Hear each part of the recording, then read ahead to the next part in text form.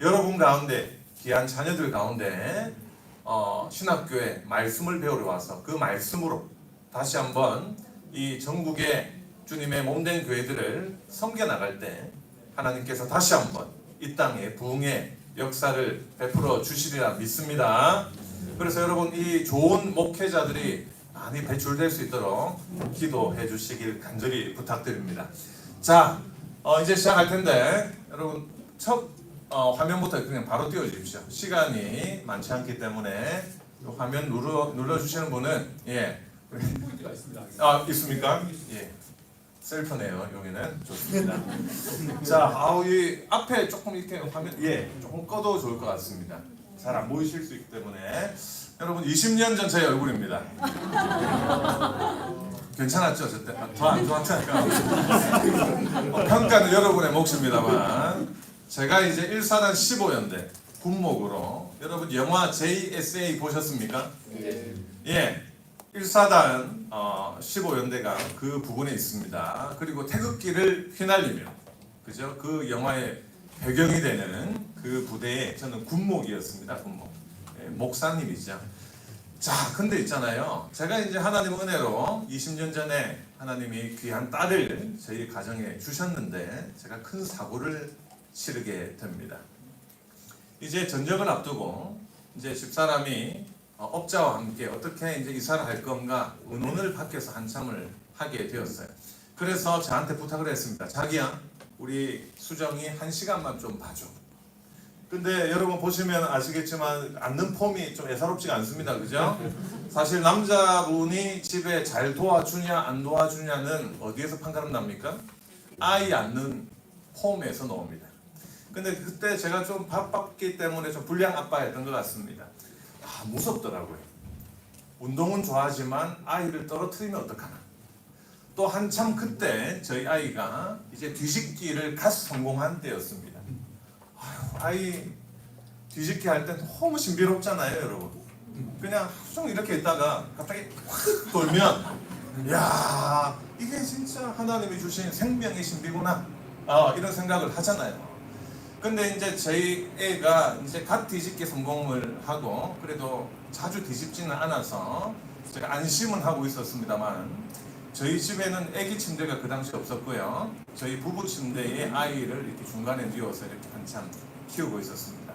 근데 이제 집사람이 나간 사이에 아이가 굉장히 큰 실례를 했어요. 그래서 기저귀를 제가 갈아야 되는 타이밍이었습니다.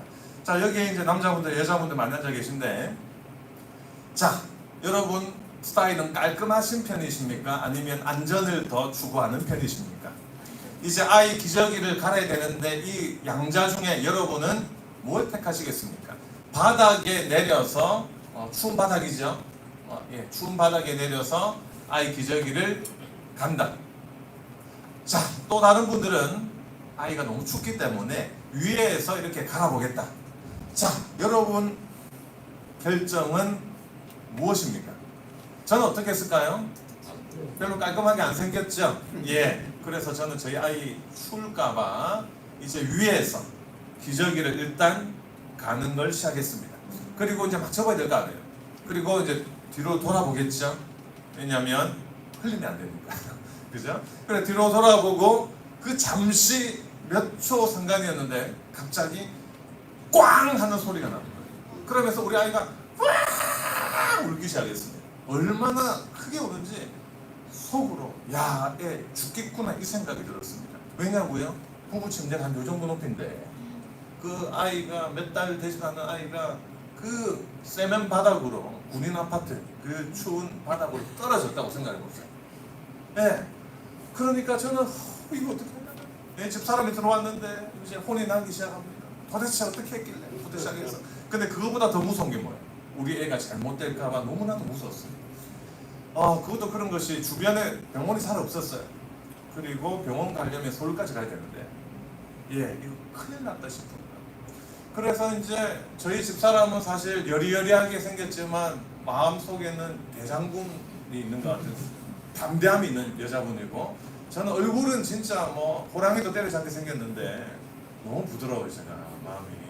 그래서 제가 이거 어떻게 하냐, 빨리 서울로 가자. 그래서 저희 집사람 이야기를 하더라고요. 일단 계속 울음이 안 그치는데 내일 새벽까지 울면 서울로 내려가죠.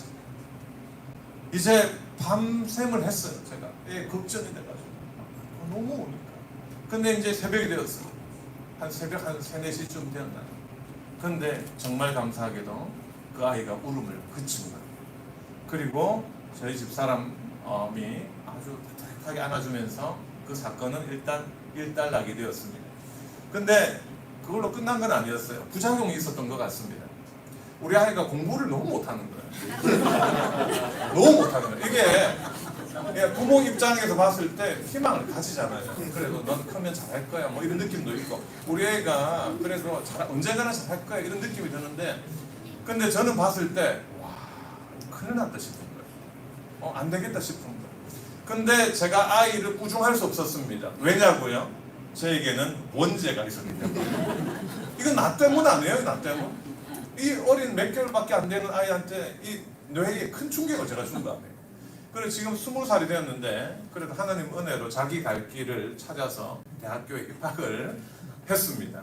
근데 제가 그때 했던 말이 있습니다. 마음속으로, 수정아 미안하다. 나도 부모는 처음이라 너무 미안해. 이게 저의 마음이었습니다. 근데 여러분, 여기에 부모님들이 거의 앉아 계시지만 사실 아이 키우는 게 쉽지 않습니다. 내 기대대로 자라주지 않아요.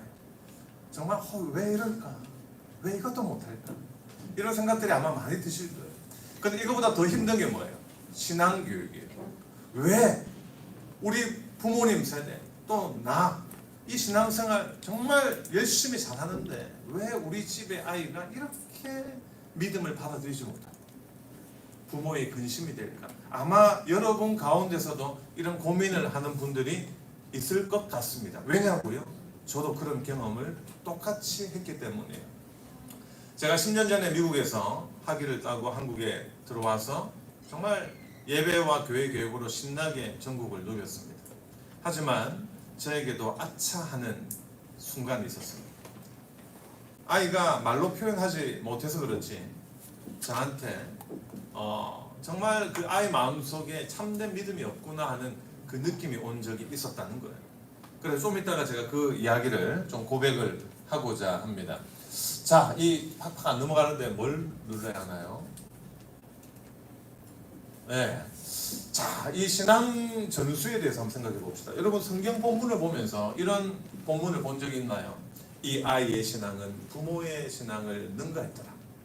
부모도 훌륭했지만 이 아이는 부모보다 훨씬 더 훌륭한 신앙인이 되었더라. 이런 구절을 본 적이 있습니까? 없습니까? 아마 없으실 거예요. 혹시 있다면 저에게 꼭 좀 가르쳐 주시면 제가 구사하도록 하겠습니다. 자, 여러분, 레위기 10장을 한번 보세요. 레위기 10장, 나답과 아비후 스토리가 나옵니다. 여러분, 나답과 아비후는요, 그 아버지가 대단한 사람이었어요. 모세의 형이자 이스라엘의 최초의 대제사장인 아론의 아들들이었습니다.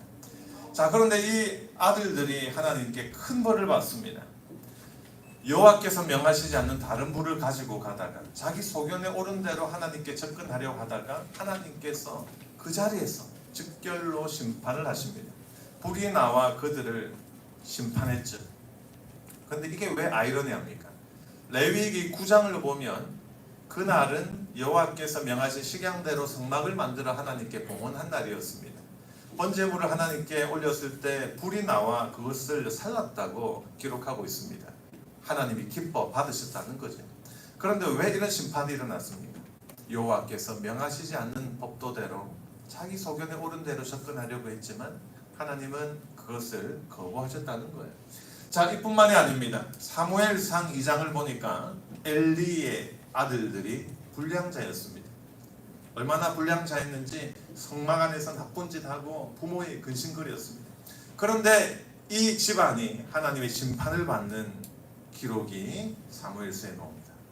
그런데 이 엘리 가문의 흥망성쇠를 다 지켜본 아이가 있었죠. 어머니 한나의 간절한 기도로 태어났던 그 아이 누굽니까? 사무엘이죠. 자, 그렇다면 여러분, 사무엘은 자녀 교육에 성공했을까요? 아니에요. 사무엘상 8장을 보니까 사무엘이 백성들에게 자신의 두 아들을 지도자로 청구합니다. 그런데 백성들이 어떻게 했죠?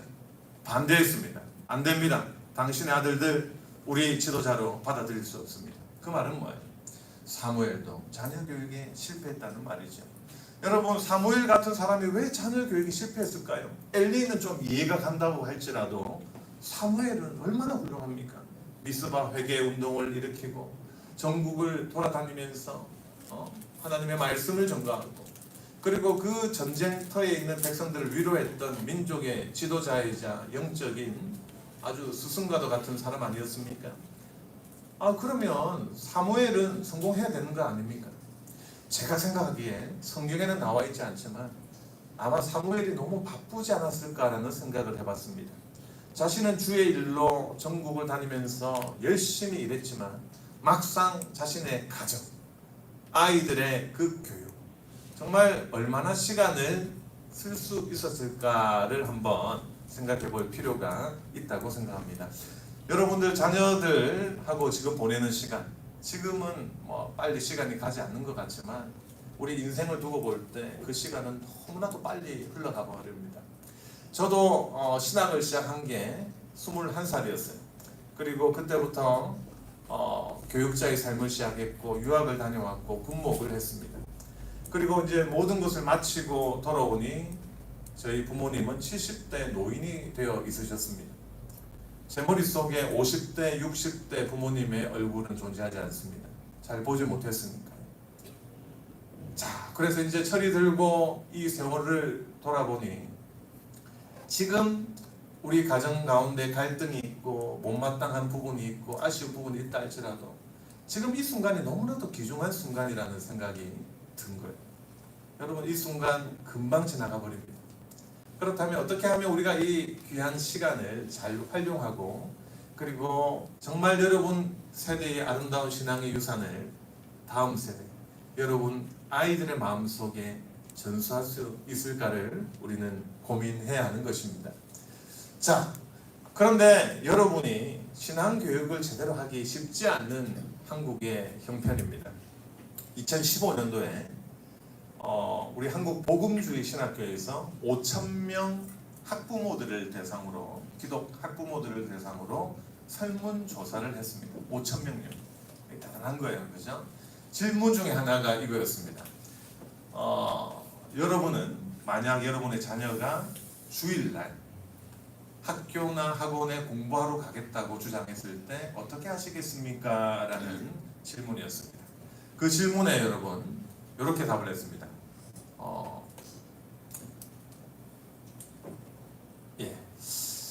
일반 성도 학부모의 50%가 자녀의 종교 결정권을 존중한다고 이야기를 했습니다. 이해가 가죠, 그죠? 일반 학부모들. 근데 집사님들은요, 41%요. 좀 낮죠, 그죠? 우리 집사님들이 교회로 가야 된다 이렇게 주장을 하셨습니다. 근데 이제 위로 올라갈수록 조금 문제의 심각성이 느껴집니다. 장로 권사님 가운데서는 35%가 자녀를 존중한다고 말씀하셨고요. 마지막으로 목회자 학부모인데도 25%가 자녀의 결정을 존중한다고 하셨습니다. 도대체 어느 교단 목사님들인지 제가 너무 충격을 받았어요. 근데 여러분, 이게 코로나 이전에 우리 부모님들의 상태였습니다. 자, 2020년도 코로나 사태가 전 세계를 강타하고 지금 2025년. 자, 여기에 이제 중고 대청 학부모님들, 이제 아이들의 수능과 또 취업, 이것 때문에 우리 한국 부모님들의 마음이 참 바쁜 상태이고, 그리고 성경적인 가치관을 제대로 집에서 전수할 시간이 없을 뿐더러 세상의 부모님과 별 다를 바 없는 교육관을 가지고 계신 분들도 꽤 있다는 것이죠. 이게 지금 우리가 좀 심각하게 생각해야 될 부분이라고 생각합니다. 자, 아이들의 신앙교육 생태계를 한번 살펴보면요. 이렇게 그냥 팍팍 좀 누가 눌러주시면 감사하겠습니다. 예. 자, 청소년 기독교 분포율이 3.8%입니다. 이 말은 뭐냐면 이 동네 옆에 무슨 고등학교가 있나요?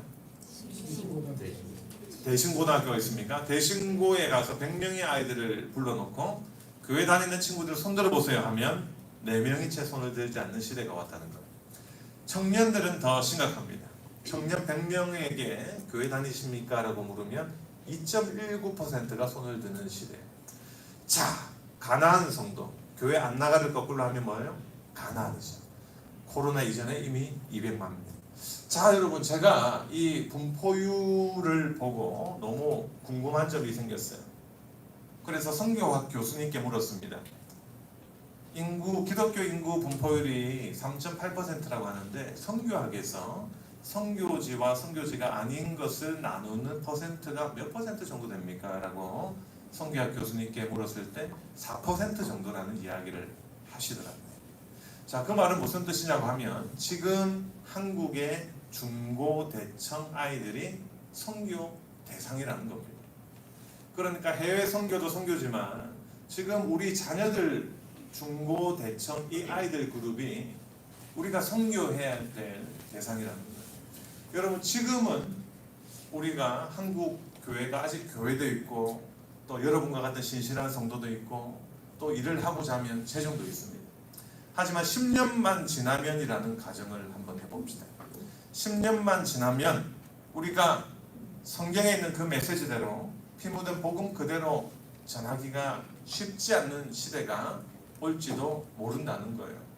뭐 동성애 문제나 차별금지법 뭐 이런 문제에 대해서 감론을박이 있는데 제가 겪었던 것만 한번 이야기를 해보겠습니다.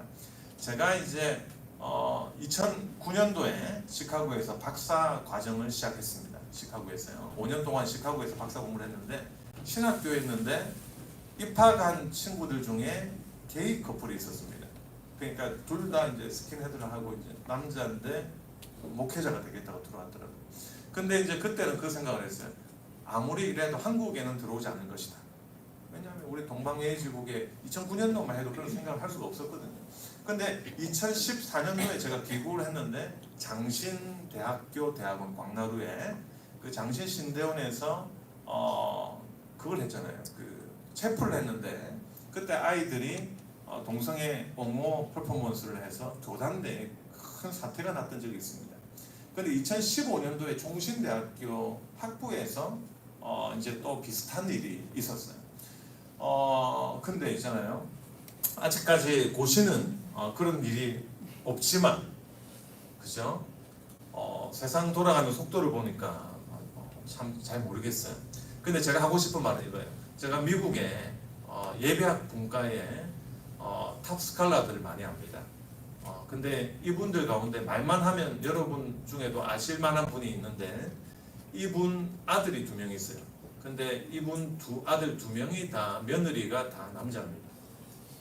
미국 뉴욕에서 결혼을 했는데 제가 너무 친한 분인데 제가 이게 무슨 생각이 드냐면 이게 몰려드는 속도가 정말 감당하기 어려울 정도라는 거죠. 근데 10년만 지나면 한국 교회 절대 다수를 차지하고 있는 60대 이상의 우리 어른들, 70대 이상의 어른들이 그 중에는 하나님 부르심을 받는 분도 안 있겠어요. 그러니까 10년 후에 과연 우리가 어떻게 할 수 있을까를 생각해 보면 아찔하다는 것입니다. 그래서 제가 사실 여러분 세대도 너무나도 귀중하지만 여러분 세대 이 귀중한 신앙의 유산을 이 성경 그대로 받아들일 수 있는 이 유산을 그 다음 세대로 물려주기 위해서 지금 여러분들이 너무나도 중요한 부모의 교육적 사명을 가지고 계신 것이 아닌가 저는 그렇게 생각합니다. 자, 그래서 이제 제가 보기엔 그래요. 신앙교육에 있어서 제일 중요한 것은 예배입니다. 예배 생활입니다. 요것만 잘 되어도 아이들이 신앙을 받아들이기가 굉장히 용이합니다. 근데 이 예배 생활이 잘 되려면 두 기관의 협력이 필요하죠. 교회, 학교와 가정이에요. 근데 여러분, 보통 부모님들은 교회가 다 해줬으면 하는 바람이 있어요. 저도 그랬어요. 하지만 교회가 할 수 없는 영역이 있습니다. 그걸 이제 여러분들이 가정에서 하셔야 된다는 거예요. 교회 학교가 잘 되기 위해서는 교사 교육을 해야 되고 또 가정의 신앙 교육이 잘 되기 위해서는 오늘과 같이 부모 세미나를 하는 부모 교육이 필요하다는 것이죠. 자, 그러면요, 왜 부모 교육, 가정 교육이 필요한가를 제가 좀 빨리 한번 진행을 해보겠습니다. 자, 곽알련 클라크라고 하는 선교사가 있는데요. 이분이 우리 한국에 굉장히 좋은 신학의 유산들을 많이 남겼습니다. 목사지법이라는 책을 남겼는데 지금으로부터 100년 전에 이런 이야기를 했습니다. 주일학교는 부모가 가르치는 것을 도충하는 것이니 부모가 그 책임을 내려놓고 교회학교 선생이 다 할 수 없다. 이 부모의 역할이 중요하다고 이야기를 했고요. 그 다음에요. 그 다음 화면을 보시면 목사 필규라는 또 책이 있습니다. 임직할 때, 중직자를 임직할 때 시치 질문이 이래요. 전 가족이 예수님을 믿느냐? 그리고 가정에서 예배를 드리고 있느냐? 이걸 물었다는 것입니다. 넘어갈게요. 자, 2세기부터 제가 역사를 잠시 살펴드립니다. 자, 아내에게라는 이 터툴리안, 3세기를 살았던 터툴리안 작품에 이런 이야기가 있어요. 이 좋은 가정, 이 은혜가 넘치는 가정은 함께 기도하고 함께 예배하고 금식한다. 서로 가르치고 굳건하게 해준다. 누가 더 주님을 잘 찬양하는지 노래하고 시편을 읽고 찬송을 부른다. 자, 넘어갈게요. 4세기도 마찬가지예요. 크리소스톰, 황금의 입이라고 불리우는 그 명설교가죠. 이분이 4세기 때 이런 이야기를 했습니다. 모든 가정은 교회가 되고 모든 가정은 영적 목자가 되어 자녀에게 전해야 될 이야기를 잊어서는 안 된다. 자, 다음 화면 넘어갑니다. 16세기 여러분이 잘 아시는 종교개혁가 마틴 루터는요, 이런 이야기를 했어요. 창세기 설교 중에 아브라함은 자신의 장막 안에 하나님의 집과 교회를 두었다. 오늘날에도 경건하고 독실한 가정은 누구나 자녀에게 경건한 삶을 가르친다. 자, 넘어갈게요. 자, 루터의 그 다음 세대 후배쯤 되는 존 낙스, 스코틀랜드의 종교개혁을 이끌었던 존 낙스는요, 이런 이야기를 했습니다. 적어도 하루 한 번씩은 가정에서 함께 기도해야 합니다. 자, 여러분 하루에 한 끼라도 같이 먹을 시간이 있으신가요? 그 한 끼 밥을 먹으면서 아이들과 신앙적인 이야기를 나누시나요? 한번 기도는 같이 하시나요? 자, 이걸 볼 때 이게 쉬운 것 같지만 절대로 한국적인 상황 속에서 쉽지 않구나. 그리고 우리 가정에서 잘 하지 않고 있구나를 아마 느끼시게 될 겁니다. 다음 화면. 자, 이거 넘어갈게요. 외민에서 마찬가지지만 사실 스코틀랜드 예배 모범, 가정 예배 모범을 보면 충격적인 문항들이 나옵니다. 가장이 집에서 영적 책임을 소홀히 하는 경우에 당해가 엄하게 책망한대요.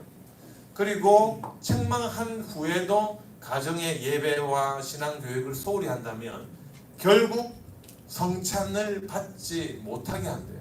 수찬정지를 한대요. 여러분, 교회에서 우리가 벌을 내리는 것 중에 가장 무서운 것 중에 하나가 뭐예요? 수찬정지죠. 하나님과의 교제, 성도와의 교제를 금지시킬 정도로 가정의 신앙교육을 우리 신앙의 선배들은 강조했다는 것입니다. 자, 넘어갑니다. 그래서 이제 리차드 백서라든지, 자, 계속 넘어가 볼게요. 매튜 헨리, 찰스 스펄전, 예. 자, 이런 분들이 여러분들 가정의 예배, 가정의 신앙 교육이 확실해야 여러분 세대의 그 신앙의 전수가 이루어질 수 있다고 매 세기마다 이렇게 강조했다는 거예요. 근데 왜 매 시대마다 이렇게 강조했을까요? 잘 안 되었기 때문이겠죠. 부모님들이 마음이 너무 바쁘면 이 신앙 교육할 마음의 여유가 없을 수가 있어요. 예를 들어서 오늘 저희 강의를 듣고 여러분의 마음속에 생각이 들겠죠. 이야, 가정 예배 오늘부터 시작해야 되겠다. 근데 집에 가면 잘 안 돼요. 왜냐고요? 남편은 아마 이런 이야기 할 겁니다. 여보, 하루 종일 예배 드렸잖아. 내일부터 하자고. 아이들은요, 엄마 내일까지 숙제 내야 돼요. 숙제. 이렇게 하기가 쉽지 않다는 거예요. 자, 그렇다면 어떻게 하면 이 무뎌진 영적 체질을 바꿀 수 있을까를 좀 고민해야 되겠습니다. 자, 남은 30분은요, 제가 이제 여러분한테 이걸 강조할 겁니다. 첫 번째는 부모의 역할이 중요하고요. 두 번째는 예배 훈련을 할 수 있는 방법을 가르쳐 드릴 겁니다. 그리고 세 번째는 끝까지 포기하지 않으면 된다는 것을 역설하도록 하겠습니다. 자, 넘어갑니다. 자, 도표를 보십시오. 여러분의 신앙의 형성에 가장 큰 영향을 미친 분은 누구셨습니까? 자, 우리 아이들은 누구일까요? 중고등학생들에게 물었습니다. 첫 번째는요, 1등 금메달은 누구예요? 어머니. 뽀빠이 이상용 아저씨도 몇 주 전에 소천하셨는데 그 우정의 무대에서 그 프로그램이 뭐예요? 그리운 어머니죠. 그리운 아버지가 있었으면 좋았겠지만 한 주 하기는 했대요. 이상용 씨가 이야기 들어보니까. 아니에요. 그리운 어머니만 있고 엄마가 보고플 때 이거 아빠가 하면 안 되냐고. 그래서 이제 아빠가 보고플 때를 한 주 했는데, 근데 이제 아빠들이 좀 털털하시잖아요. 막 싼에다 또. 그래서 이제 사실 엄마가 놓으면 어머니 하면서 이렇게 알고 어머니 안고 한 바퀴 돌고 그죠? 근데 아버지가 딱 놓으셨는데 이 아버지가 갑자기 나 때는 하셨습니다. 나 때는 군대 생활이 너무 힘들었습니다. 근데 요즘 이것도 군대입니까? 이러니까 우리 병사들 얼굴이 샥 굳어지기 시작하는데 PD가 그냥 다음 주부터 하지마! 이러셔가지고 예, 그리운 아버지는 한 주 만에 사라졌다는 이야기를 했습니다. 근데 어쨌든 그리운 어머니, 저도 생각해보면 어머니가 생각나요. 그리운 어머니. 새벽에 자고 있는데 이상한 소리가 들립니다. 내가 좀 영적으로 이상하나? 뭐 누가 만지는 것 같기도 하고. 깨보면 엄마예요. 엄마가 제 이마에 손을 올리면서 축복 기도를 하고 계세요. 예. 그러니까 이제 어머니가 안 잊혀지는 거죠, 그죠? 그렇습니다. 두 번째, 은메달 누구예요, 여러분? 교회 친구 선후배. 중고등부만 돼도 친구 관계가 너무 중요해요. 교회 친구가 형성이 돼 있으면 중고등부입니다. 근데 이게 안 되고 막 자기들끼리 막 개파가 있고 분파가 있고 하면 안 하죠, 중고등부 애들. 세 번째는요, 여러분 목사님, 역시 우리 목사님 교육자님이 자존심을 지켜주셨습니다. 동메달이에요. 근데 아버지는 무슨 메달? 예, 아버지는 아쉽게도 메달 획득에 실패하셨습니다. 올림픽도 여러분 동메달까지 연금이 나오죠. 하늘 날아갔는데 상금이 없다면 예, 농담입니다. 여기 계신 아버지들은 기독교 역사상 상위 1%에 해당하는데 제가 보기엔 너무나도 좋은 아버지들이 이 자리에 오셨을 것 같아요. 이 주일 오후까지. 근데 이제 우리 아버지들이 좀 분발할 필요가 있습니다. 다음 화면입니다. 자, 다음 화면. 박경대 목사님. 예. 자, 제가 아까 아차하는 순간, 저도 예배학 교수고 목사고 또 교육학으로 또 많은 교회들 다녀봤지만 내가 신앙 교육을 잘못하고 있구나를 느꼈던 그런 아주 안타까운 그런 경험이 있습니다. 제가 있잖아요. 사실 평강클럽 회원이었어요. 평강클럽이란 말 들어보셨어요? 이건 이제 요즘 우리 신학생들 사이에 유행하는 신조어로서 평생 강도사로 남을 수밖에 없는 클럽을 평강클럽이라고 합니다. 이제 결혼을 못 한다는 거죠. 사실 저희 때만 해도 우리 권사님들의 은혜, 하나님의 은혜로 불쌍히 여김을 받았던 것 같습니다. 그래서 이제 절대로 방언으로 기도하면 안 돼요. 왜냐하면 권사님들 못 알아들으십니다. 방언으로. 뒤에서 이제 잘 알아들을 수 있는 한국말로 주여 보내주시옵소서. 너무 힘이 듭니다 하면서 이제 또렷또렷하게 이제 절대 방언을 하면 안 되고 한국말로 하면 권사님들이 아유 전도사님 그냥 우리 딸이라도 데려가라 이렇게 된 적이 많았거든요. 근데 이제 요즘은 좀 시대가 바뀌었어요. 이제 신학생이 되고자 하는 청년도 없을 뿐더러 사모가 되고자 하는 우리 청년들이 없습니다. 거기다가 우리 권사님들 마음도 좀 많이 굳어지셨어요. 그래서 제가 이런 이야기를 하면 권사님들이 이런 이야기를 합니다. 목사님 우리 딸은 안 됩니다. 절대로 안 됩니다. 그러니까 여러분 좋은 신학생들이 배출될 수가 없죠 지금. 근데 이제 제가 평강클럽이었어요. 인기가 없었어요. 딱 보니까 느낌 오죠. 제가 서울시민교회 전도사였는데 같이 있다 우리 최정훈 목사님 전 성도들이 와 이러고 지금 장중에 저 다니는데 저는 우리 부서 아이들도 저한테 뭐 이렇게 뭐 잘생겼다고 안 했어요. 그래가지고 제가 너무 상처를 받았는데. 근데 이제 제가 이제 갔던 부대가 아까 몇 사단이라고요? 예, 1사단 딱 갔는데 이제 총각으로 가니까 얼마나 불안해요 성도들이 저를 보면. 왜냐하면은 아이들이 400명 이상 있었고 또 10가정 이상 출석을 하는데 여전도에도 제가 운영을 해야 되죠. 구역 예배 인도해야 되죠. 그러니까 저희 모교회, 부산에 있는 모교회 담임 목사님 전화가 왔어요. 화랑아, 니 그래가지고 안 된다. 3박 4일 휴가를 받아 내려온나 하더라고요. 그래 목사님 순종하겠습니다 해서 이제 내려갔어요. 근데 그때 나이가 29이었습니다. 29. 근데 육군 장교이자 최전방을 지키는 부대의 목사인데 조건이 있대요. 저한테. 아빠 엄마 손을 잡고 서면 롯데로 놓으라는 거예요. 아빠 제가 이제 육군 중위의 최전방 부대에 제가 장교인데 아빠 엄마 손을 잡고 토계 받으러 나간 거예요. 저만 나간 게 아니고 아빠 엄마 손을 잡고 나간 거예요. 그런데 보니까 이제 서면에 가니까 여러분 서면 가보셨죠 부산에? 예. 보니까 저쪽 멀리서 어떤 아가씨가 아빠, 엄마 손잡고 말하는 거예요.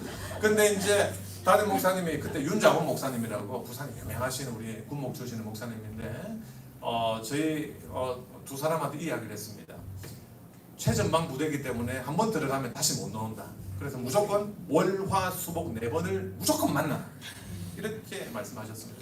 근데 그 여자분은 한 번도 지금까지 담임 목사님 말씀을 어긴 적이 없는 분이래요. 그래서 아무 생각 없이 월화수목을 만난 거예요. 근데 하나님께서 기적을 베풀어 주셨습니다. 저희 집사람의 눈을 멀게 하셨습니다. 그래서 그 이후로 70일 이후에 그 다음 해 2월 달에 결혼을 한 거예요. 근데 이제 결혼을 하고 아이고 저 이게 뭡니까? 너무 불쌍하게 보시는데. 근데 이제 그래가지고 이제 집사람은 아무 생각도 없이 이제 최전방 부대의 군목 부인으로 군 생활을 3년 하고요. 그리고 다시 제가 이제 전역을 하고 미국으로 갔는데 7년 반 동안, 8년 동안 유학생 부인으로 뒷바라지를 했습니다. 그래서 이제 한국에 왔는데 자리가 있나요? 제가 협동사역을 하면서 식당 강사, 보따리 장사를 시작한 거예요. 천안과 부산을 오가면서. 그러니까 집사람 고생을 제가 너무 많이 시킨 거예요. 이제 코로나 때였습니다. 2020년도. 우리 이제 그 당시 고등학교 3학년, 고등학교 1학년 두 딸과 함께 이렇게 밥을 먹게 되었어요. 제가 아내를 너무 고생시킨 거예요. 집사람을 보니까 눈물이 나면서 이런 결심을 했습니다. 엄마를 아이들 앞에서 세워주고 높여줘야 되겠다. 그러면 분명히 사춘기 두 딸이 은혜를 받을 것이다. 이렇게 생각을 했죠. 그래서 제가 이제 아이들한테 이야기를 합니다. 얘들아, 아빠 밥 먹으면서 어릴 때부터 지금까지 기도 많이 하고 하나님께 이쁨 받을 짓 많이 하니까 봐. 너희 엄마 같은 사람 만났잖아. 자, 그러면 사춘기 그 두 딸이 어떻게 정상입니까? 우와, 진짜 그러네 아빠. 나도 오늘부터 기도해야지. 만남의 축복을 위해 기도해야지. 뭐 이래야 되는 거 아닙니까? 시크한 저희 둘째 딸 수지가 갑자기 숟가락을 딱 놓으면서 이렇게 이야기를 했습니다. 아니 그럼 엄마는 하나님께 어떻게 보였길래 아빠 같은 사람 만난 거야? 이렇게. 그때 저희들 4명이 폭소를 터뜨리면서 입에 비말이 다 튀고 그때 뭐 코로나 한참일 때인데 얼마나 웃었는지 모릅니다. 근데 마음 한 구석이 좀 허전해지더라고요. 그 사자성어가 생각났습니다. 언중유골이구나. 말 속에 뼈가 있구나. 그때 제가 아참에서 도대체 내가 뭘 잘못했지 생각해보니까 가정의 신앙교육을 엉망으로 하고 있더라고요. 넘어갈게요. 네. 자, 아이들의 무서운 모방 능력을 한번 살펴보겠습니다. 여기에 커서를 한번 올려가지고 밑에 한번 강무사님 클릭을 한번 해보세요. 이게 만약에 자, 여러분 생후 1개월입니다. 근데 이 아이 얼마나 예쁩니까? 1개월 정신이 있을까요? 있더라고요. 보십시오. 엄마의 행동을 그대로 모방합니다. 자, 엄마가요 메롱합니다.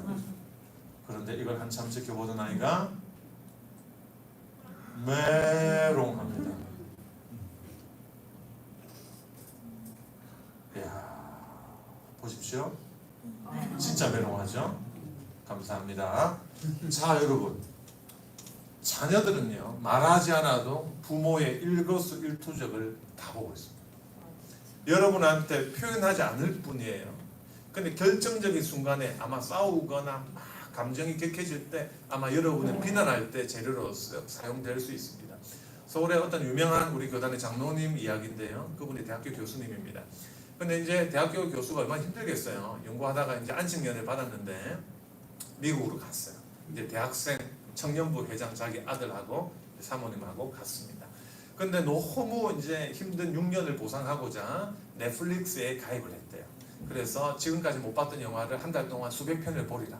진짜 하루 종일 영화를 보니까 너무나도 행복하더랍니다. 근데 그 대학생 아들이 갑자기 아빠한테 조심스럽게 이렇게 이야기했대요. 아빠가 그래도 우리 교회 수장로님이신데 미국 오셔서 한 달 동안 기도는 한 번도 안 하시고 어떻게 영화만 하루 종일 보실 수가 있으세요? 이렇게 이야기를 했답니다. 그때 장로님이 등골이 서늘해지는 경험을 했다. 아차 했다라는 이야기를 해줬습니다. 그러면서 우리 둘이 이런 이야기를 했습니다. 좀 가식적으로 보인다 할지라도 우리는 무언가 부모는 아이들에게 신앙적인 모습을 보여줘야 될 책임과 필요가 있다는 그 이야기를 나눴습니다. 여러분 생각이 좀 어떠세요? 너무 좀 허식 아닙니까? 너무 좀 가시적으로만 보여주는 거 아닙니까? 아니에요. 아이들은 우리의 일거수일투족을 다 관찰하고 있고 평가하고 있습니다. 다만 여러분에게 표현하지 않을 뿐이에요. 아마 고등학교 때까지는 순종할걸요. 그런데 문제는요, 대학생 때부터입니다. 여러분이 얼마나 잘 교육했냐 안 했냐는 이제 아이가 대학교에 들어가고 기숙사에 들어가고 또 주말에 우리 집에 오지 않을 때, 그때 종교적인 자율권을 가질 때 어떤 신앙의 모습을 보이느냐가 판가름나게 되는 것입니다. 그래서 여러분, 나중에 피눈물 흘리지 않으시려면 정말 주말에 이 시간을 정말 아이들에게 많이 투자하실 필요가 있습니다. 부산에 제가 아는 어떤 장로님 중에 정말 좀 서울에는 부자가 많겠지만 부산에는 그렇게 많지 않으니까 진짜 국제적으로 사업을 하시는 분이 있습니다. 근데 이분이요, 저한테 굉장히 조심스럽게 상담을 요청했어요. 아들 상담이었습니다. 이제 어린 시절부터 이제 미국에 유학을 보냈고요, 초등학교 때부터. 그리고 그래도 이 장로님은 주변에 아는 목사님들을 통해서 잘 관리를 하고 있다고 생각했습니다. 신앙생활 계속했고 또 부교육자들을 보내기도 했고 자신이 할 일은 다 했다고 생각했던 거예요. 근데 대학생 이 아들이 큰 아주 충격을 이 장로님에게 줍니다. 아빠, 내 마음속에 하나님이 안 계십니다. 나는 하나님 못 믿습니다. 이제 교회도 안 다닐 거예요. 그래서 이제 이 장로님이 큰일 났다고 하면서 저한테 도움을 요청하셨고, 저는 이 아이와 이제 미국에서 이제 있을 때 만나기도 하고 또 여러 번 이렇게 편지를 주고받으면서 이야기를 했던 적이 있습니다. 여러분, 신앙 전수 절대로 방심하시면 안 됩니다. 우리 아이들, 이게 부모 욕심대로 되는 게 아니에요. 하나님의 은혜에 달려 있습니다. 그렇기 때문에 우리는 더욱더 겸손할 필요가 있습니다. 저는 청년 시절에 때때로 교육자 아이들이 신앙생활 제대로 못하거나 아니면 중직자 아이들 가운데 믿음에서 멀어지는 모습을 볼 때 이해가 안 갔습니다. 그리고 마음속에 표현은 안 했지만 참 비판적이었습니다. 근데 막상 제가 아이를 키워보니까 절대로 남의 집 이야기할 게 하나도 없는 거예요. 내 아이 교육도 잘 안 되는 거예요. 그렇기 때문에 우리는 더욱더 겸손하게 하나님의 은혜를 구하면서 우리 가정에서 할 수 있는 부분들을 해야 된다라는 거예요. 넘어갈게요. 자, 부모도 성장합니다. 여러분 보십시오. 사실 아이도 성장하지만 신앙 발달 단계라는 게 있잖아요. Faith Developmental Theory라는 게 있잖아요. 신앙 발달. 근데 부모도 발달하는 거예요. 왜냐하면 자녀가 임신했을 때 부모도 이제 아이 키우는 준비를 하죠. 그리고 생후 2년까지 양육하는 단계를 거치고요. 그리고 아이가 5살 때까지는 부모의 권위를 형성하는 단계. 참 보면 강영욱 씨 그 TV를 보고 또 오은영 박사 그 스토리를 보면서 참 재밌는 부분들이 참 많았어요. 근데 이제 여러분 가운데서도 이제 개를 키우시는 분이나 또 짐승을 키우시는 가정에서 짐승이라 표현해서 좀 그러나요? 애완동물. 근데 여러분 되게 보수적인 분들한테는 짐승이라 표현하시면 더 좋아하십니다. 근데 이제 그 동물 키울 때 보면 말을 듣는 훈련이 가능한 어느 시기가 있는 것 같아요. 근데 이걸 바로 사람한테 우리가 대응을 하기는 쉽지 않겠지만 뭔가 시기가 있습니다. 근데 그때 부모가 그 시기를 놓치면 굉장히 힘들어집니다. 불가능한 건 아닌데 가면 갈수록 이 교육이 힘들어지는 거죠. 사실 신앙 발달에 있어서 아이들의 두뇌가 어른의 두뇌처럼 어른의 사고가 가능해지는 나이가 만 12세입니다. 근데 여러분 교단 헌법책을 보면 입교 가능 연령이 만 몇 세예요? 14세입니다. 좀 비슷하죠? 왜 그럴까요? 어리면 어릴수록 아이들의 하나님에 대한 관념이 신인 동영론적입니다. 그러니까 하나님은 슈퍼맨과 같은 분이에요. 나의 모든 것을 아시고 불가능이 없으신 분이에요. 그때 아이들의 세계를 바라보는 시각은 어때요? 자기중심적이죠. 차를 타고 갑니다. 그런데 어린 아이가 여러분한테 분명히 이런 이야기 했을 거예요. 엄마, 저 달이 나를 따라오고 있어요. 그게 아이들의 시각이에요. 근데 아이들의 시각이 언제 바뀌나요? 점점 시간이 지날수록. 그리고 어른의 사고에 유사한 그 논리적 사고는 만 12세요. 자, 그런데 있잖아요. 어린아이한테 천지 창조를 가르치면 막 흡수합니다. 그대로 빨아들이는 것 같아요. 근데 여러분, 대학교 이상 아이들, 이제 새신자가 왔을 때 노아의 홍수를 티칭해 보세요. 가르쳐 보세요.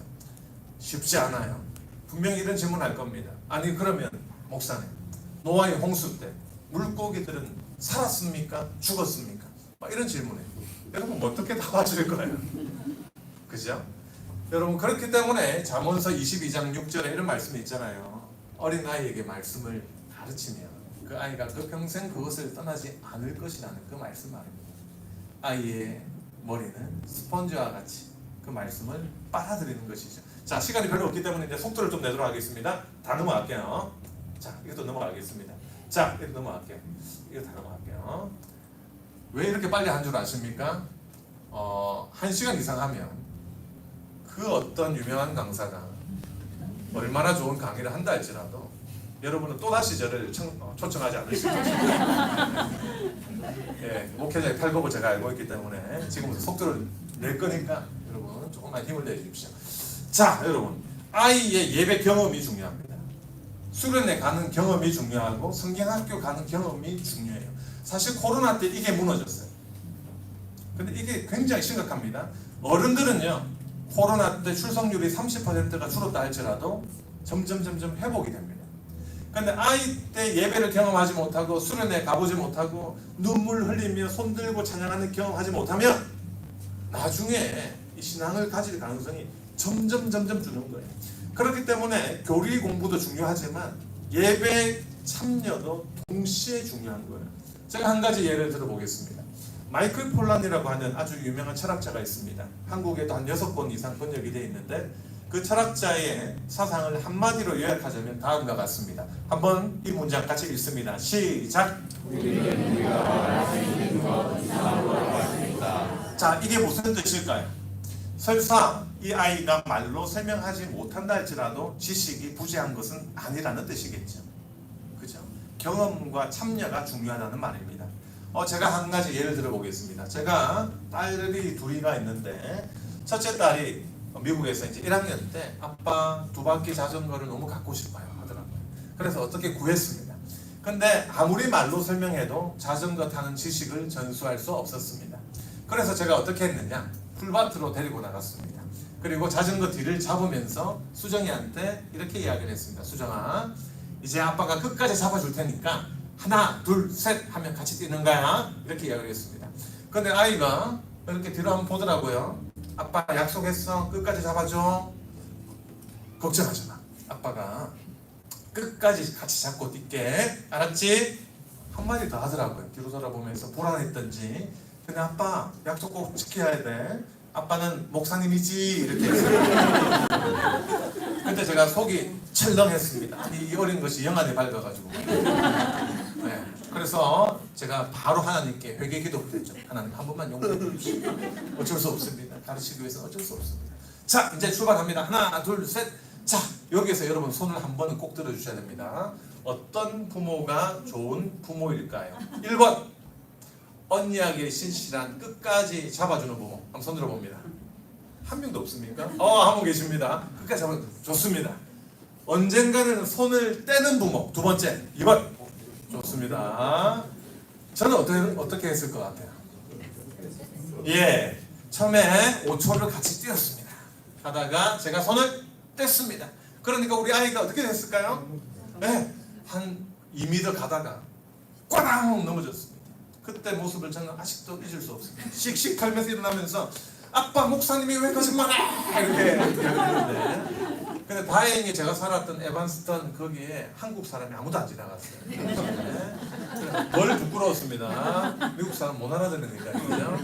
근데 한 번의 프랙티스로 이 자전거 타는 지식을 전수할 수 없었지만 2번, 3번, 4번 반복되니까 아이의 몸에 자전거 타는 지식이 새겨지기 시작했던 것입니다. 그렇죠. 아이는 자전거를 탈 수 있지만 말로 설명할 수 없잖아요. 그렇죠? 그런데 몸과 마음의 그 지식이 새겨지니까 그때부터는 제가 가르쳐주지 않아도 아이들은 자전거를 탈 수가 있는 것이죠.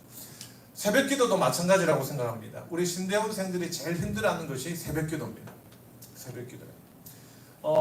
화요일, 수요일, 목요일은 경건회가 있습니다. 우리 신대원생들. 그리고 화수목금 새벽기도회가 있습니다. 3년 동안 반복됩니다. 이걸 17회 결석하면 강도사 인허를 주지 않습니다. 그래서 이제 교수님들은 어쨌든 기도하러 보내려고 하고 우리 학생들은 피하려고 하죠. 제가 2000년도에 신대원 입학을 했는데 그때 출결 체크 방법은 스티커를 붙이는 것이었습니다. 스티커를. 근데 제가 5시 한 50분쯤 화장실에 갔는데 이제 어떤 형님을 만났어요. 형님이 이제 깊은 곳으로 들어가셨는데 사운드가 끝이 났어요. 끝이 나면 나와야 될 거 아닙니까? 근데 나오지 않는 거예요. 나중에 알고 보니까 이분이 이제 문방구를 한 10군데쯤 다니면 어둠의 루트로 똑같은 모양의 스티커를 살 수가 있는 거예요. 그 똑같은 걸 구해가지고 2시간을 더 숙면을 취했다고 하는 아주 훈훈한 소식이 들려왔어요. 근데 학생들 가운데서 또 교수님한테 친한 교수님께 말을 했나 봐요. 그래서 이제 그 교수님이 다음 주부터 이제 5시 50분에 어디로 출동하시겠습니까? 화장실로. 근데 학생들이 누굽니까? 온갖 환란과 핍박 속에서도 끝까지 피하는 자들이 학생들입니다. 여러분 신대원에서 주무신 경험 있으신 분 있습니까? 3인 1실인데요. 1인용 침대 하나, 2인용 침대 하나. 근데 60km 전후에 슬림형 전도사님이 이제 2층 침대에 올라가서 얇은 이불을 살얼음처럼 깔면 멀리서 보면 겨울 이불처럼 보이는 착시효과가 일어나요. 한번 실험해 보세요. 신대원 오셔서 제가 환영합니다. 제가 실험시켜 드릴게요. 근데 어떤 학생이 그렇게 해서 2시간을 더 잤대요. 그러니까 다음 주에 교수님이 뭘 들고 나타나셨는가? 나무 막대기를 갖고 지휘봉을 갖고 오셔가지고 화장실에 갔다가 방문 열고 이불을 이렇게 다 찔러 보시더라고요. 근데 학생들이요 또 누굽니까? 톰과 제리처럼 끝까지 피하는 자들이 학생들입니다. 한 명이 잡혔는데 옷장에서 잡혔던 분이 있어요. 2인용 옷장에서. 그때 저는 너무 기분이 안 좋았어요. 우리 신대원생들이 박봉이 또 주말에는 주말 사역에 그리고 평강클럽에 인기도 없는데 잠이라도 좀 자게 해주지 왜 이렇게 우리 수면까지도 통제하냐. 근데 제가 군목으로 들어가서 담임이 돼 보니까 야 교수님들이 이렇게 시킨 이유가 있더라고요. 최전방 부대는 삶과 죽음이 공존하는 공간이더라고요. 1년에 육군 61명이 자살을 하는 통계를 봤습니다. 그 당시에. 근데 삶과 죽음의 현장에서 내가 기도의 훈련이 되어 있지 않으면 머리는 기도해야 된다는 걸 알지만 기도의 자리로 나가기가 너무나도 어렵더라고요. 그렇기 때문에 몸에 새겨지는 지식을 위해서 그토록 교수님이 우리를 힘들게 훈련시켰구나 라는 그 생각을 하게 된 거예요. 근데 여러분 아이들 신앙교육도 마찬가지입니다. 이거 다 넘어갈게요. 예배도 이거 다 넘어갑니다. 시간이 없기 때문에 다 넘어갈게요. 이거 다 넘어갈게요. 막판으로. 이것도 다 넘어갑니다. 다음에 한번 다시 부르세요. 예배도 부르세요. 예배로 부르시면 예배는 더 재밌습니다. 이게 조금 자 가정 예배를 제가 드리는 방법에 대한 이야기를 좀 하도록 하겠습니다. 이게 이제 사실 비타민 복용과 비슷한 거죠. 비타민이 아무리 몸에 좋아도 비타민 C를 한 번에 열알을 먹지는 않죠. 꾸준하게 먹는 게 관건이죠. 신앙교육도 마찬가지예요. 꾸준함이 필요합니다. 넘어갈게요. 아니 그 4개가 나오는 거 요거 말고 가정 요거. 자 가정 예배를 어떻게 드려야 할까요? 찬양, 나눔, 그리고 기도, 말씀이 들어가기만 하면 됩니다. 뭐부터 시작해도 상관이 없어요. 하지만 이 요소들이 들어가면 굉장히 좋습니다. 예를 들면 여러분 유튜브를 통해서 찬양을 틀어놓고 같이 찬양을 불러도 좋습니다. 기도라고요. 손을 잡고 기도를 하든지 아니면 코리안 동성 프레 동성 기도를 집에서 하든지 아니면은 수련회처럼 옆 사람 손을 잡아주면서 기도를 할 수도 있고요. 다양한 패턴이 있어요. 한 문장씩 기도할 수도 있고요. 아니면 대표 기도자를 선정할 수도 있죠. 돌아가면서 하는 거예요. 근데 여러분 주의할 것은요. 이 가정 기도의 시간이 저는 15분 이상 넘어가면 안 된다고 생각합니다. 초창기에. 여러분이 은혜를 받았다고 말씀을 한 15분 교장선생님 군시처럼 한다거나 저희 아버지가 교장선생님 출신인데 군시가 한번 시작되면 끝나지가 않습니다. 요즘도 이러주지 마세요, 지금 아버지한테. 근데 이제 관건은 이거예요. 처음에 시작하는 것이 중요하고요. 그리고 재미가 있어야 됩니다. 이 아이들의 말을 좀 들어주세요. 아이들이 말하지 않는 부분들이 너무나도 많습니다. 저도 사실 시간 강사할 때 저희 아이가 미국에서 와서 한국 적응 잘 못하는 것은 알았지만 심각한 심리적인 어려움을 겪는 줄 잘 몰랐어요. 근데 몇 년 세월이 지나고 아이의 그 동적 집, 사람, 나무 그림을 방에 붙여놓은 걸 봤는데 너무 놀란 거예요. 그 군에서 제가 수천 명 이제 검사할 때 딱 자살하기 좋은 자살 위험군이었어요. 그 제가 도대체 이거 지금 내가 언제 그린 거냐 물어보니까 2년 전에 그린 거래요. 생각해 보니까 가면 그때 하나님 지켜주신 거더라고요. 근데 왜 우리 아이가 제대로 적응하고 살 수 있었냐? 자기 반 담임 선생님, 교회 선생님의 사랑이 있었습니다. 황 집사님이라는 분이 저희 그 교회 모교에 계셨는데 그 아이를 집에 불러서 슬립오버를 시키고 뭐 맛있는 걸 먹여주시고 아이들과 교제 시간을 일부러 만들어주시고 그래서 아이는 학교 생활은 힘들었다 할지라도 주말 교회 생활이 너무나도 좋았던 거예요. 그때 힘을 얻었던 거죠. 근데 제가 생각해보면 그런 거예요. 부모가 할 수 있는 게 있는데 또 교육자가 또 할 수 있는 부분입니다. 아까 말했던 그 시크한 저희 둘째 아이 교육이 쉽지 않았어요. 근데 그 아이에게는 하나님이 보내신 교육자분이 참 좋았습니다. 저희 교회 지금도 계신 중고등부 교육자님인데 그 아이의 상담과 또 여러 가지 영적인 질문들을 너무나도 사랑이 가득한 지혜가 가득한 말로 품어주신 거예요. 사실 그렇잖아요. 아이들이 부모 말을 잘 안 듣는 아이가 설사 있다 할지라도 다른 어른 말은 듣는 경우들이 많죠. 그런데 그 다른 어른들이 어디에 계십니까? 교회에 계시죠.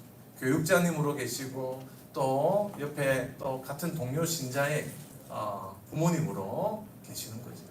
그렇기 때문에 아까 제가 말씀드렸지만 가정과 교회가 같이 가야 된다는 겁니다. 자, 넘어갈게요. 자, 넘어갈게요. 이거 다 넘어갈게요. 자, 그래서 이제 제가 여러분한테 부탁드리는 말씀이 있는데 아까 도표, 삼각형으로 트라이앵글로 된 도표가 있어요. 이제 여러분들이 아이의 신앙 형성을 위해서 첫 번째로 하실 일은 가정 교육이지만 두 번째로는 교회 학교에 잘 보내주셔야 됩니다. 진짜 이 교회에 보내주시는 게 너무나도 중요하고요. 그리고 그 교회에 보내주시는 것은 고3 부모들 가운데서는 공예배만 보내고 부서 예배 안 보내는 경우가 많은데 아니에요. 또래 집단에게 배울 수 있는 부분들이 있습니다. 공예배가 할 수 있는 부분이 있고 부서 예배가 할 수 있는 부분이 있어요. 그렇기 때문에 교회 모임과 예배라고 하면 교회를 믿으시고 다 보내주시는 그 노력이 필요합니다. 그래서 저는 가정과 공예배와 부서 예배가 삼겹줄의 역할을 해서 끊어지지 않는 신앙 형성의 역할을 한다고 생각해요. 근데 여기에 이제 교사들이 있잖아요. 그렇다면은 공예배와 부서 예배를 어떻게 차별화시킬 것인가 여기에 대해서 좀 더 깊은 논의가 필요해요. 그래서 교회에 따라서는 공예배를 굉장히 활성화시키면서 부서 예배를 아주 컨템포러리하게 할 수 있는 교회도 있을 것이고 또 어떤 교회는 공예배하고 똑같은 패턴으로 할 수도 있을 겁니다. 하지만 이 부분에 있어서는 아이들의 성향과 신자 가정의 퍼센트와 불신자 가정의 퍼센트를 지혜롭게 한번 살펴볼 필요가 있고요. 혹시 도움이 필요하시면 저한테 문의해 주시면 제가 교육 쪽으로 좀 도움을 드릴 수 있도록 하겠습니다. 자, 말씀을 맺겠습니다. 제일 마지막으로 한번 가주시고요. 아까 말씀드렸던 이 잠언 22장 6절의 말씀 우리가 꼭 좀 마음에 새겨야 될 말씀이라고 생각합니다. 어리면 어릴수록 신앙교육이 용이합니다. 물론 나이가 들었다고 포기해서는 안 됩니다.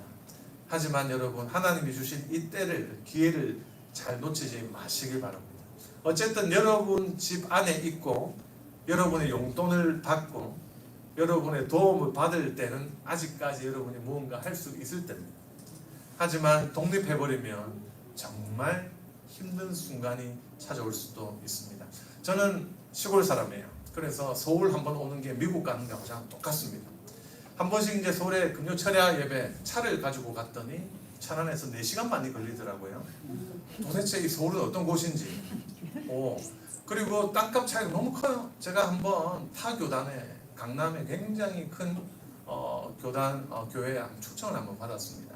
근데 이 교회 담임 목사님이 타교단이신데 이제 저한테 그 이야기를 했습니다. 목사님, 저희 동네가 이래봬도 스카이캐슬의 무대가 되었던 교회입니다. 이 동네가 하더라고요. 그러면서 이제 입당 이제 하면서 이제 같이 들어오는데 저한테 이야기를 했습니다. 지금 밟고 있는 이 땅이 어떤 땅인 줄 아세요? 이렇게 말씀하시더라고요. 그래서 저는 생각했죠. 이 교회는 신발을 벗고 들어가는 교회입니다. 예, 목사님 제가 좀 벗겠습니다. 이랬더니 막 웃으시면서 교수님 그게 아니고 이 땅이 이래봬도 한 평에 1억 5천이 넘습니다. 이렇게 이야기를 하더라고요. 충격을 받았어요. 그 정도면 우리 천안에 그냥 이렇게 집 한 채 값인데 어떻게 근데 그 교회에서 저를 한 달 동안 불렀던 이유가 다음 세대를 살릴 수 있는 메시지를 한 달 동안 전해달라고 했습니다. 근데 제가 단상에 올라갔는데 충격을 받았어요. 다음 세대를 살릴 수 있는 메시지를 증가로 올라갔는데 전부 다 어르신들만 앉아 계신 거예요. 평균 연령 70대. 아니 이렇게 한국에 너무나도 유명한 교회고 진짜 뭐 의리의리한 교회고 대단한데 어르신들 70대만 앉아 있는 거예요. 그래서 도대체 이게 목사님 어쩐 일입니까? 왜 30, 40대가 거의 없습니까? 라고 이야기를 했더니 목사님 이런 이야기를 하셨어요. 여러분 화내지 않겠다고 약속해 주세요. 여자분들 약속하시죠? 나중에 표정 이렇게 하시면 안 됩니다. 다음 제가 굉장히 상처받습니다. 보기보다 제가 마음이 여리기 때문에 이렇게 하셨대요. 왜 그 교회라고 해서 노력을 안 했겠습니까? 그 교회라고 해서 처음에 이제 담임 목사님이 다음 세대 살립시다 하니까 어르신들이 도움을 주시겠다고 이제 각 가정마다 우리 권사님들이 며느라기들한테 이야기를 했대요. 며느라기야, 매주 우리 같이 교회에서 같이 예배드리자. 그리고 밥 먹고 나서 내가 집에 다가와 또 저녁까지 준비할 테니까 너는 와서 같이 예배드리고 밥도 먹고 내려가. 이제 왜냐하면 땅값이 비싸니까, 그죠? 자녀들은 완전히 서울 복판에는 집을 살 수가 없고 이제 그분들 집은 안에 있지만 이제 경기도권으로 갈 거 아니에요. 근데 이제 그날 돌아가는 자동차 안에서 집마다 난리가 난 거예요. 우리 며느라기님들이 우리 남편들한테 이렇게 따졌답니다. 여보, 난 명절 때만 해도 힘들어 죽겠는데 매주 힘들어야 돼? 뭐 이렇게. 다행이네요. 그래도 웃어주시고. 여러분 그렇게 해서 그 교회가 다 사라져 버렸다. 제가 생각하기에 10년 안에 건물을 팔든지 뭔가 사단이 날 것 같아요. 여러분 이게 남의 이야기가 아닙니다. 한국 교회마다 지금 큰 문제입니다. 어떻게 하면 우리 세대의 유산을 물려줄 수 있을까? 그래서 제가 생각하기에 여러분 신앙교육에 최선을 다하시고 특별히 여기 권사님들, 우리 장로님들 여러분 생각하기에 충분한 신앙 고백이 되지 않으면 증명 빨리 하지 마세요. 죄송합니다. 남의 가정사를. 근데 그게 나중에 보면 더 자녀에게 유익일 수도 있습니다. 이게 참 큰일이에요. 여러분 세대는 하나님께 복받은 세대고 우리 대한민국의 부흥을 이끌었지만 여러분이 하나님 앞에 서게 되었을 때 뭔가 하나님께 보고 드릴 게 없다면 정말 죄송하고 부끄러울 수 있다는 것. 여러분 잘 기억하시면서 정말 저는 그렇게 생각합니다. 저는 사실 오늘 너무 영광이었어요. 왜냐고요? 제가 25년 전 신학교 입학했을 때 영천교회 하면 우리 서울의 또 고신의 빅포 교회 아닙니까? 빅포. 꼭 한번 가보고 싶었던 교회인데 한번 밟아보는데 25년 걸렸네요. 너무 영광이고 너무 기분이 좋습니다. 또 이제 여러분들 지금도 너무 이렇게 우리 신대원에서 볼 때 영천교회 너무 좋은 교회, 좋은 담임 목사님, 또 좋은 소문이 많은 교회입니다. 근데 저는 한 가지 더 소망을 가지자면 이렇게 귀한 여러분 세대의 신앙의 유산들을 다음 세대에 잘 물려주셔서 우리 영천교회가 고신뿐만 아니라 정말 서울에 아름다운 소문을 많이 낼 수 있는 복된 교회로 더욱더 성장하시기를 주님의 이름으로 간절히 축원합니다. 자, 근데 질문을 좀 받으라고 말씀하셔서 조금 무섭긴 합니다만 질문을 받고 제가 기도하고 마치면 될까요? 알겠습니다. 질문을 해주십시오. 저는 공석용 집사라고 합니다. 7년 동안 상가 교회를 섬기다가 18년 전에 여기서 정착을 해서 지금 섬기고 있습니다. 근데 제 딸 둘인데 처음에 여기 왔을 때 초등학교 6학년, 중학교 1학년이었어요. 근데 그때는 작은 공간에서 같이 다 예배를 드리고 같이 예배를 잘 드렸는데 여기 와서는 저희는 예배를 따로 드리고 아이들은 이제 중고등부로 갔는데 네. 거기서 이제 적응을 못합니다. 네. 그래서 우리는 우리 신앙이 있으니까 네. 같이 하도록 노력을 했고 네. 그리고 또 수련회를 또 같이 보내고 하려는데 마지막에는 이번 수련회가 마지막으로 간단한 조건으로 예. 이제 수련회를 그렇게 하고 그리고 대학교를 갔는데 대학교를 2년까지만 대학교 예배를 드리고 네. 그리고 그 다음에 이제 작년도 예배를 드려요. 네. 지금도 작년도 예배를 드리고 있어서 네. 그 아까 선생님 말씀하셨듯이 네. 부서 예배를 같이 드려야 되는데 그걸 네. 못 하고 있어요. 근데 이런 삶의 여정을 보면서 네. 그 자기 신앙에서 그 제가 이제 말씀드리고 싶은 거는 제가 부역장으로 부역 교제를 나누는 중에 네. 그 믿음이 좋다고 생각하시는 그 집사님한테 이런 얘기를 들었어요. 네. 딸이 엄마 교회 봉사 좀 그만하면 그리고 그 자녀는 그 신앙하고 좀 멀어지고 있었어요. 네. 그렇게 고민을 하고 있다가 여러 사정으로 교회를 떠났어요. 예. 근데 그 얘기를 듣고 다른 집사님들한테 그 얘기를 나눴어요.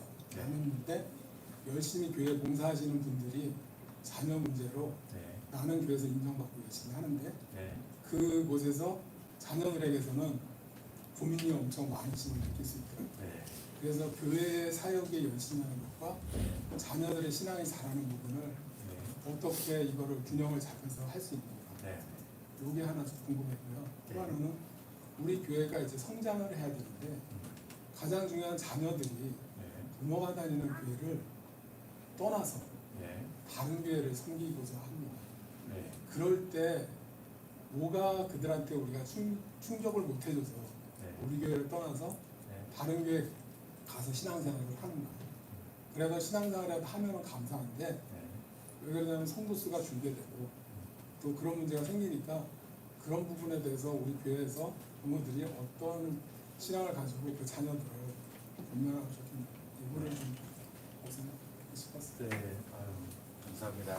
아유, 참 집사님의 어떤 그 고뇌와 또 사실 이렇게 쉽게 이렇게 말씀할 수 있는 그런 이야기는 아닌데 이렇게 말씀하기까지 집사님께서 마음속에 얼마나 많은 또 여러 질문들과 또 고민들이 있으셨을까 제가 공감이 되면서 참 그 귀한 질문이라는 생각을 했습니다. 그래도 어쨌든 자제분들이 신앙을 잃은 것이 아니라 어떻게 보면은 신앙의 그 근간은 가지고 있대 그 해당하는 그 연령대와 그 부서와는 조금 이렇게 맞지 않는 그런 경우를 첫 번째 말씀해 주셨습니다.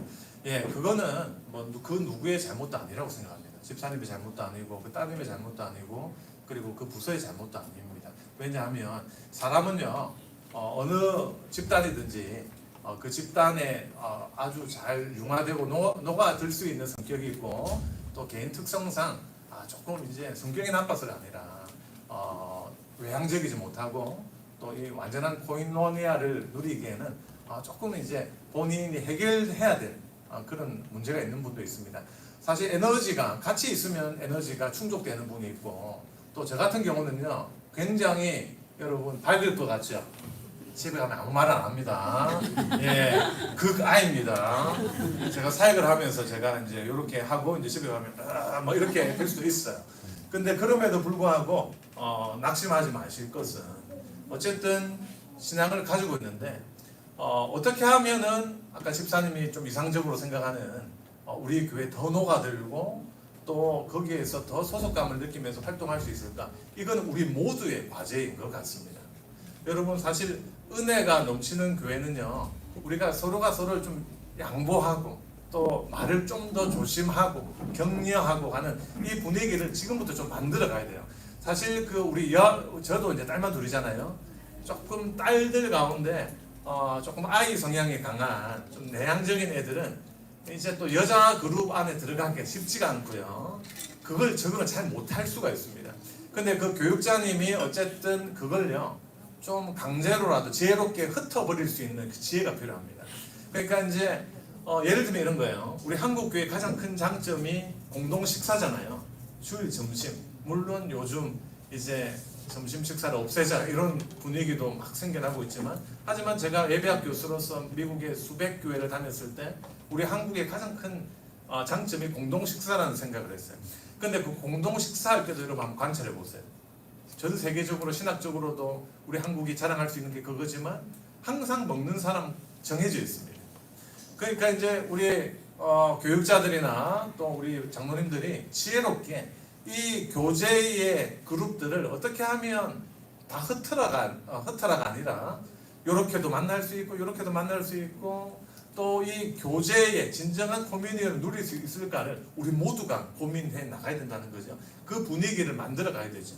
결국 우리가 이제 천국에서 우리 지상에서와 같은 가정의 개념이 아니잖아요. 성경을 읽어보면 천국에는 정말 우리 하나님의 그 보좌를 둘러싸서 우리 모두가 하나 되고 정말 스스럼 없이 함께하는 그런 패턴으로 갈 텐데 과연 우리가 약함을 인정하면서도 그런 천국을 대망하는 서로가 서로를 좀 오픈하고 내어놓는 이것들을 교육부서와 교회 또 가정에서 점진적으로 좀 만들어 가야 될 문제이지. 그래서 이걸요 여러분 누가 문제다 아니면은 새가족부에서 새가족을 따뜻하게 하지 못했다 아니면은 우리 부서가 녹아 들을 수 있는 프로그램이 없었다 비난하기 시작하면 끝이 없는 거예요. 그래서 제가 이제 말씀드리는 것은 이 분위기 이걸 좀 잘 만들어 주셨으면 좋겠고 가능하다고 생각합니다. 예, 저는 가능하다고 생각하고 이런 것들이 잘 구현되는 교회들 생겨나고 있습니다. 그리고 두 번째 말씀하셨던 것은 이제 아까 다른 교회로 간다는 건데 요거는 여러분 젊은이들 판을 좀 깔아주실 필요가 있습니다. 저는 그런 생각해요. 사실 우리 여기에 이제 굉장히 젊으신데 얼굴이 근데 제가 보기에는 40대신데 앉아 계신가요? 아니면 부모님들이신 거죠? 예비 부부. 제가 봤을 때는 사실 20대거든요. 제 얼굴로 봤을 때. 근데 아니 제 얼굴로 봤을 때 20대인데 이 자리에 앉아 있다는 것은 제가 보는 거하고 완전히 다른 나이일 수 있겠다는 그 생각이 들어서 조심스럽게 여쭤보는데, 근데 이제 이렇게 젊은 분들이 있다는 게 사실 교회로서는 큰 축복인데, 제가 한번 살펴보니까 우리 교회 청년들이 교회를 떠나는 이유 다양할 겁니다. 여러 가지가 있을 거예요.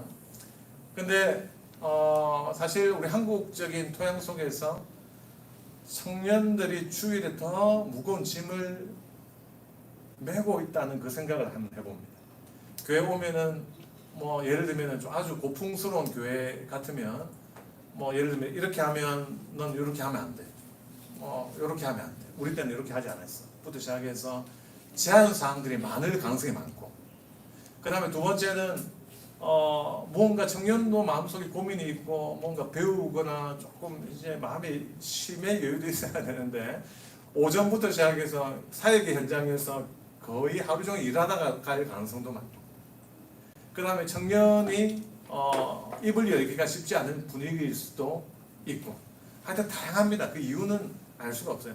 근데 어쨌든 여러분들이 아까 우리 집사님 말씀하신 그런 패턴으로 가려면 어쨌든 젊은 사람들을 위해서 판을 깔아줘야 됩니다.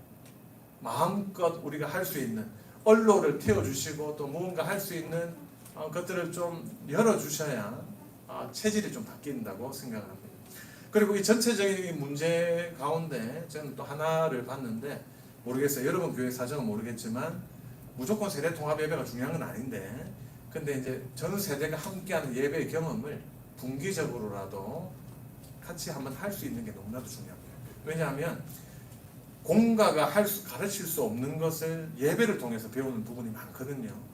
그리고 어른 예배를 어린 시절부터 경험하지 못하면 대학교 가면 담임 목사님의 30분 그 깊이 있는 주에 바탕된 설교를 버틸 수가 없는 거예요. 그죠? 찬송가를 모릅니다. 설교를 버텨낼 수 없어요. 그리고 문해력, 성경 문해력이 많이 딸립니다. 그러니까 청년 때 교회를 많이 떠날 수밖에 없는 것이죠.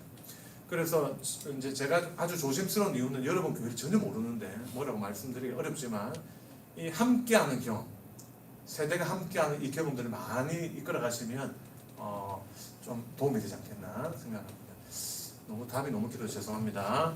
이제 질문할 분 안 계시죠?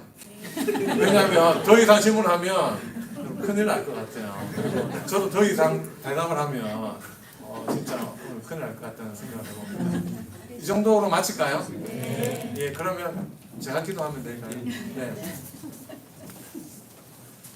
아버지 하나님 감사합니다.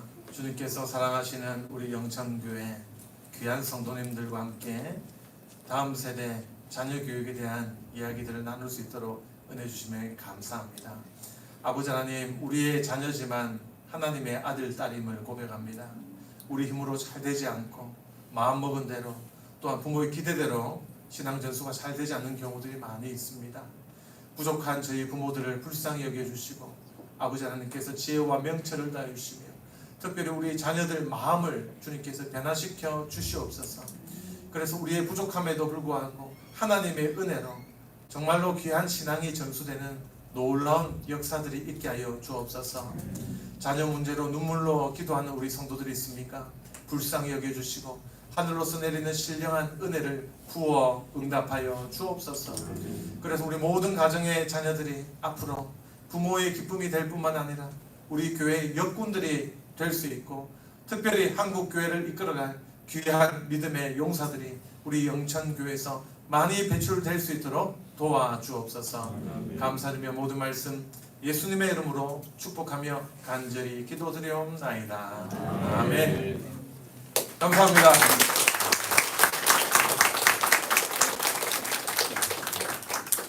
네, 이상 마치겠습니다.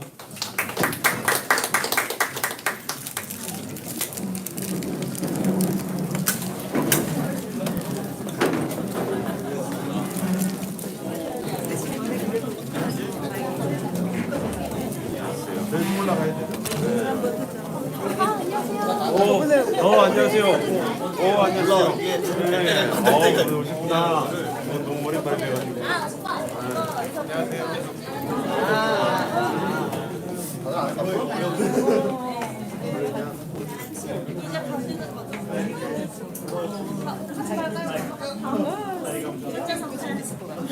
지민이는 안 왔어.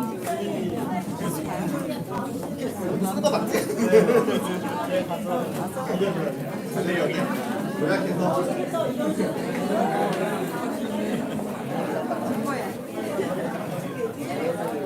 너 빼신 거 없어? 아, 실수요?